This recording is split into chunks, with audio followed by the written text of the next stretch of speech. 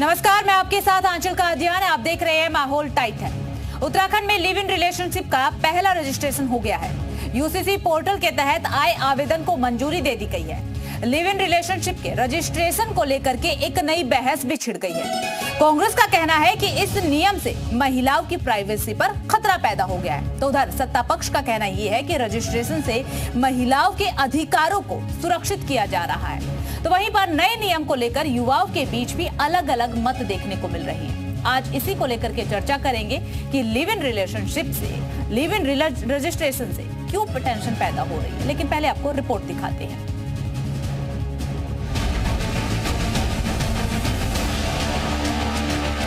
उत्तराखंड में uniform civil code लागू होने के करीब 8 दिन बाद लिव इन रिलेशनशिप का पहला रजिस्ट्रेशन हुआ है।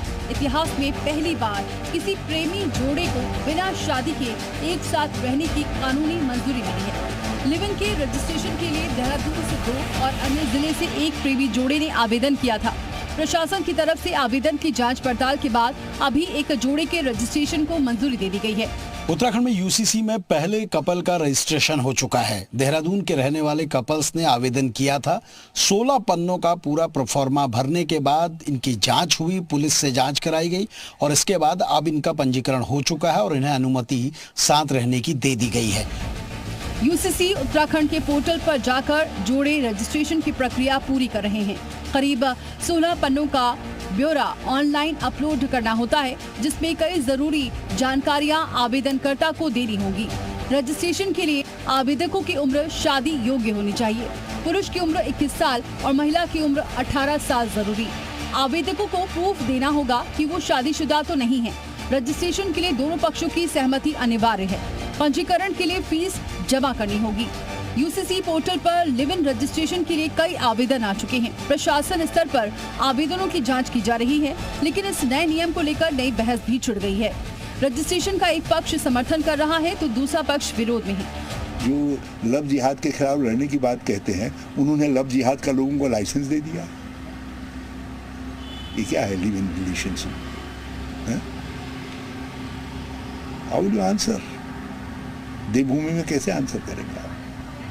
आपने उनको कानूनी सर्टिफिकेट प्रोटेक्शन दे दिया। मेरा मानना यह है, मैं पहले भी इस बात को बहुत स्ट्रांगली कह चुकी हूँ, सबसे कमज़ोर कड़ी महिला है किसी भी धर्म में, किसी भी जात में। और अगर महिला के उत्थान के लिए हमें इस तरह के कानून लाने होंगे, मैं बधाई देती हूँ आदरणीय मुख्यमंत्री जी को और बहुत उनका शुक्रिया करती हूँ कि उन्होंने इतना स्ट्रांग स्टेप लिया। एक छोटे से स्टेट ने।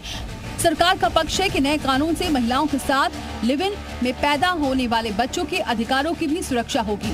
वहीं दूसरी तरफ रजिस्ट्रेशन का विरोध कर रहे लोगों का कहना है कि इससे महिलाओं की प्राइवेसी खत्म होने का खतरा है। तो अभी भी हमारे यहाँ पे जो कानून है वो जिंदा है और मैं खुश हूँ कि ऐसे स्टेप्स, ऐसे मतलब लोगों के भले के लिए आज भी सरकार सोच रहे हैं। This is very good. I am very impressed by government. Actually मेरे हिसाब से ये गलत है और सही भी है, क्योंकि कुछ चीज़ों में ऐसा है कि रिलेशन का ना मजाक बना दिया है, तो वहाँ पे तो ठीक है, लेकिन कहीं रिलेशनशिप जो ठीक है, कुछ प्राइवेटली रखना चाह रहे हैं, वो नहीं चाहते कि रजिस्टर हो या दुनिया के सामने आए, तो इस वे में वो गलत है मेरे अकॉर्डिंग। बहरहाल लिव इन रिलेशनशिप के रजिस्ट्रेशन पर दोनों पक्षों के अपने अपने तर्क हैं, लेकिन इन सबके बीच एक सवाल उठ रहा है कि क्या ऐसा नियम देश भर में भी लागू होना चाहिए। ब्यूरो रिपोर्ट, जी मीडिया। और हमारे साथ इसी पर चर्चा करने के लिए खास मेहमान जुड़ चुके हैं। कांग्रेस की प्रवक्ता प्रतिमा सिंह हमारे साथ जुड़ चुके हैं। भाग्यश्री सैनी महिला अधिकार कार्यकर्ता हमारे साथ जुड़ चुकी है। शालिनी माथुर महिला अधिकार कार्यकर्ता हमारे साथ जुड़ चुके हैं। सुमैया परवीन वकील हमारे साथ जुड़ चुके हैं। मां गीतांबा साध्वी भी हमारे साथ जुड़ चुके हैं। आप सभी का सबसे पहले तो जी उत्तर प्रदेश उत्तराखंड के इस मंच पर स्वागत। और स्वागत के साथ ही सवाल जो है वो गीतांबा जी से करना चाहेंगे। गीतांबा जी, जिस तरीके से यूसीसी उत्तराखंड में देवभूमि में लागू हुआ और लिव इन रिलेशनशिप का पहला पंजीकरण, लेकिन दो मत यहाँ पर देखने को मिल रहे हैं, आप किस तरीके से देखती हैं? नहीं, ये नहीं होना चाहिए। विवाह अनिवार्य है और विवाह होना चाहिए। ये जो इसका रजिस्ट्रेशन हो रहा है, तो इससे क्या मतलब है? तो एक तरह से शादी ही हो गई। तो उसको कोर्ट द्वारा प्रमाणित किया जाए कि नहीं, ये शादी हो गई। और ये आज पकड़ना कल छोड़ना, आज रजिस्ट्रेशन कराना कल छोड़ देना, ये हमें नहीं उचित लग रहा है, क्योंकि अगर महिलाओं की इज्जत पर आती है ना तो सबसे पहले उनकी इज्जत ही दांव पर लगती है। एक तरह से अपनी इज्जत को ये तार तार कर रही है। अगर इसका रजिस्ट्रेशन हो रहा है, नहीं होना चाहिए, मेरी समझ से नहीं होना चाहिए, ये गलत हो रहा है। और यहाँ पर ये जो किया जा रहा है उस पर बल्कि ये किया जाए कि नहीं, ये शादी होना चाहिए, शादी ही अनिवार्य है, तो ज्यादा बेटर होगा। और हमें नहीं लगता कि ये ठीक बात यहाँ कल्चर की है, बात यहाँ ट्रेडिशन की है।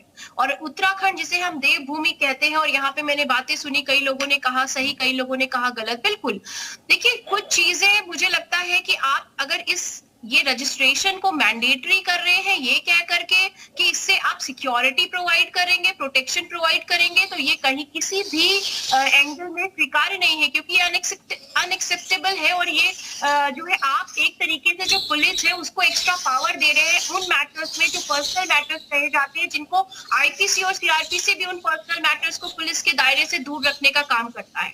दूसरी महत्वपूर्ण बात है राइट टू प्रिवेसी। अभी यहाँ पे आर्टिकल 21 का जिक्र हुआ था, क्योंकि जब आर्टिकल 21 का जिक्र होता है तो राइट टू लाइफ का जिक्र जरूर होता है। राइट टू लाइफ का मतलब है विद डिग्निटी। एंड पुत्ता स्वामी के केस में सबको यहाँ पता होगा कि राइट टू लाइफ को फंडामेंटल राइट सुप्रीम कोर्ट ने करार देने का कार्य किया, राइट टू प्रिवेसी। तो जब एक व्यक्ति, अगर मैं किसी व्यक्ति के साथ रहना चाह रही हूँ किसी घर के चार दीवारी के पीछे, तो मैं ढिंडोरा पीट के दुनिया को क्यों बताऊंगी कि मैं लिव इन में रह रही हूँ?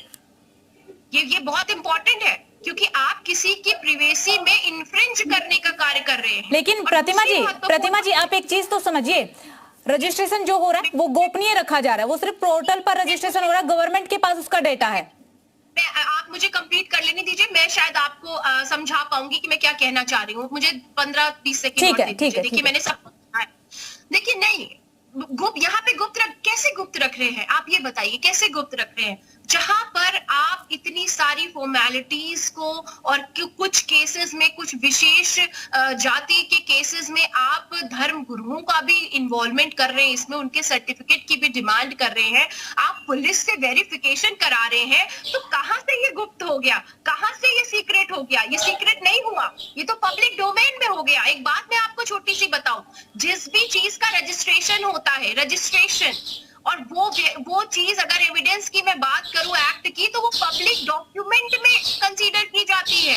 कल आप में और हम में से कोई भी व्यक्ति आरटीआई के तहत भी वो सूचना मांग सकता है। और दूसरी महत्वपूर्ण बात, यहाँ पे सारी महिलाएं बैठी हैं, मैं खुद महिला हूँ, मेरी खुद एक बच्ची है, मैं अपनी बच्ची को अलाउ नहीं करूंगी कि हाँ जाओ बेटा रजिस्ट्रेशन करा के किसी दूसरे मर्द के साथ आप रहिए जा करके, और 1 साल का कॉन्ट्रैक्ट कर लीजिए, और 1 साल को अपने आप को दे के देखिए कि आप जो है एक दूसरे के साथ। लेकिन रहने वाले तो रहते हैं ना, रजिस्ट्रेशन हो या ना हो, रहने वाले तो रहते ही है ना प्रतिमा जी, बहुत रहते हैं।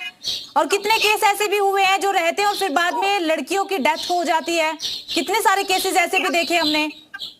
सुनिए, उन्होंने बिल्कुल सही बात कही कि लव जिहाद की बात करने वाले, लव जिहाद के खिलाफ लड़ने वाले आज अपनी बेटियों को खुद लव जिहाद की तरफ धकेलने का कार्य कर रहे हैं। आप यूसीसी के माध्यम से आप महिलाओं का सम्मान या उनको इक्वालिटी नहीं प्रोवाइड कर रहे हैं, आप यूसीसी के मामले को ला करके आप महिलाओं को और अपमान कर रहे हैं। अपनी बहू बेटियां जो संस्कृति को संजोए रखना चाहती हैं, आप उनके मन में ये डाल रहे हैं कि नहीं बेटा, यहाँ पे जो हमारे बच्चे जो कॉलेज पढ़ने जा रहे हैं, जिनको पता भी नहीं है कि अगर मैं एक बिल्कुल आप सबको पता होगा, बट एक परसेंट भी मान के चल लीजिए कि जिन बच्चों को जो पढ़ाई करने के लिए आते हैं उन्हें ये नहीं पता कि यूसीसी भी ये 11 नाम की भी एक चीज है, आप उन्हें भी बता रहे कि नहीं ये लिव इन होता है, आप लिव इन रिलेशनशिप में रह सकते हैं। तो मैं एक औरत होने के नाते और एक बेटी की माँ होने के नाते मैं तो बिल्कुल इसका विरोध करती हूँ।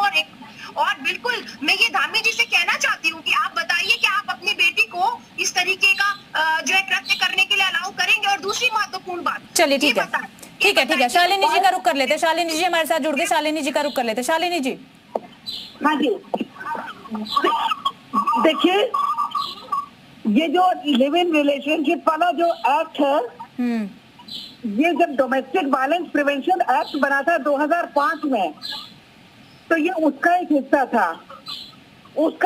था जिसमें ये लिखा था कि अगर किसी महिला के प्रति घरेलू हिंसा होती है,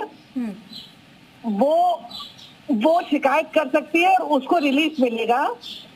वो घरेलू हिंसा जिस औरत के खिलाफ होती है, वो पत्नी है या लिव इन में रहने वाली महिला है, उसमें ये साफ साफ लिखा था कि हम ये नहीं कह रहे कि सब लोग लिव इन में रहने लगो, लेकिन ये देखा गया था कि हमारे समाज में हजारों लाखों लोग ऐसे हैं जिनकी एक पत्नी गांव में छूट जाती है, वो कहीं और चले जाते हैं और किसी और से शादी कर लेते हैं और उनका परिवार उसको स्वीकार नहीं करता तो वो दूसरी जगह पति पत्नी के रूप में रहते हैं। ऐसे केसेस में हमारा परिवार परामर्श केंद्र है, हमारे पास ऐसे 50 केसेस हैं। तो वो लिव इन उसको कहते नहीं है, लेकिन लोग लिव इन की परिभाषा ये है कि जहां वो हस्बैंड वाइफ रह रहे हो, मतलब कपल रह रहा हो और बहुत सारे लोग उनको जानते हो कि ये कपल है और काफी समय से रह रहा हो। ठीक है, तो मुझे लगता है कि इसके लिए ये ठीक है। समैया प्रवीण का रुख करते हुए, प्रवीण जी देखिए कई सारे धाराओं का यहाँ पर प्रतिमा जी जो है वो जिक्र करते हुए नहीं जाए। प्रतिमा जी आएंगे ना आपके पास, आपको समय दिया, एक बार फिर देंगे। तो किस तरीके से जो बात कह रही हैं, अपनी बात रख रही हैं, आप सहमति रखती हैं? देखिए, मैं इस बात से बिल्कुल सहमत नहीं हूँ। ठीक है, बात अगर संस्कृति की है और ये कहा जा रहा है कि हाँ संस्कृति के खिलाफ जाके लोग काम कर रहे हैं, तो देखिए ये आप किसी भी बड़े शहर में चले जाइए, आप कोई भी शहर का नाम उठा लीजिए, वहां पे 70% लोग आपको ऐसे दिखेंगे जो वर्किंग है। मैं स्टूडेंट की बात नहीं कर रही हूँ। प्रतिमा मैडम ने इससे पहले बताया कि हाँ कॉलेज के बच्चों को आप बता दीजिए कि हाँ ऐसा कुछ होता है ना, it's not nothing like that. ठीक है, ये रजिस्ट्रेशन और वेरिफिकेशन का काम ही वही हो रहा है कि आप उसके लिए फिट है या नहीं, आप लिव इन के लिए फिट है या नहीं, ये सबसे बड़ा क्वेश्चन है। ऐसे ही सबको रजिस्ट्रेशन के बाद नंबर नहीं मिल जा रहा है, रजिस्ट्रेशन आईडी नहीं मिल जा रही है, मतलब एक प्रोसेस है। तो प्रोसेस में ये नहीं कि कोई एक 18 साल की बच्ची या 19 साल की बच्ची किसी अपने से उम्र दराज इंसान के साथ लिव इन में रह रही है। It's not like that. हर चीज का एक सिग्निफिकेंस होता है, हर चीज का एक प्रोसेस होता है। तो अगर ये प्रोसेस के थ्रू जाएगा, अगर वो इंसान एलिजिबल होगा, तभी ना वो आगे जाके रजिस्ट्रेशन प्रोसेस में आएंगे। न्यूज में जैसे चल रहा है कि 5 ऑलरेडी रजिस्ट्रेशन के लिए अप्लाई कर चुके हैं, लेकिन अभी तक सिर्फ 1 को मिला है। आप बाकी 4 को क्यों नहीं मिला है? जरूर उसमें कोई खामियां होंगी, कुछ प्रॉब्लम होगा, कुछ चीजें देखी जाए होगी। तो ऐसे तो संस्कृति की बात करेंगे या चीजों की बात करेंगे तो ये सदियों से चल रहा है। अगर आप 20 चले जाओ वहां पे भी आपको यही दिखने को मिलेगा। तो इसमें प्रॉब्लम ये नहीं कि हम कैसे अपनी संस्कृति को लेके जा रहे हैं। देखिए, इसमें संस्कृति की बात नहीं है, कंपल्सरी रजिस्ट्रेशन ऑफ मैरिज पहले करना पड़ेगा। ठीक है, शालिनी जी। हेलो, हाँ शालिनी जी, अब मेरी आवाज आ रही है? हाँ आवाज मिल रही है, बात रखिए। हाँ, मैं ये कह रही हूँ कि सबसे पहले तो सारी मैरिजेस का रजिस्ट्रेशन होना चाहिए, कंपल्सरी रजिस्ट्रेशन ऑफ मैरिज, और उसके बाद लिव इन का भी उसके साथ ही साथ रजिस्ट्रेशन होना चाहिए। क्योंकि हमें ये तो चले, देखिए लिव इन का मतलब क्या है कि जहाँ कपल जो है हस्बैंड वाइफ की तरह जी आप रुक करेंगे, प्रतिमा जी का रुक कर लेते हैं। प्रतिमा जी, कि कोई 18 साल की बच्ची है और उसको और 19 साल की बच्ची है। देखिए आप ये कहीं एक्ट में लिखा नहीं है कि 18 साल की, क्योंकि आपने कहा जो शादी की एज है वही मानी आपने। तो 18 साल की अगर एक लड़की और एक व्यक्ति जो 35 साल का है, 40 साल का है, वो उसको अपने प्रलोभन में ले लेता है और लिव इन में रहने के लिए उसको एग्री कर लेता है और वो रजिस्ट्रेशन के लिए जाती है, सारे डॉक्यूमेंट पूरे कर लेती है, तो क्या आप ये कौन डिसाइड करेगा कि 18 साल की जो लड़की है, जो बालिग है, वो 35 साल के मर्द के साथ लिव इन में नहीं रह सकती? तो देखिए ये बातें हम और आप कहने में बड़ी अच्छी लग रही है, लेकिन जब खुद पे बीतती है, खुद के घर पे बीतती है, तो मुझे लगता है बड़ा बुरा लगता है। तो बिल्कुल ये मैं अभी मैं सुन रही थी शालिनी जी की बात, बिल्कुल देखिए मैंडेटरी रजिस्ट्रेशन ऑफ मैरिज बहुत जरूरी है और सुप्रीम कोर्ट ने भी इसे कहा है, हिंदू मैरिज एक्ट में भी जो है अमेंडमेंट की आवश्यकता है, ये जरूरी है। और रही बात की लिव इन रिलेशनशिप से जो बच्चे हैं, चलिए ठीक है, आप सभी का बहुत बहुत और यूसीसी के बाद पहला लिव इन रिलेशनशिप का रजिस्ट्रेशन हो चुका है, जिसे लेकर के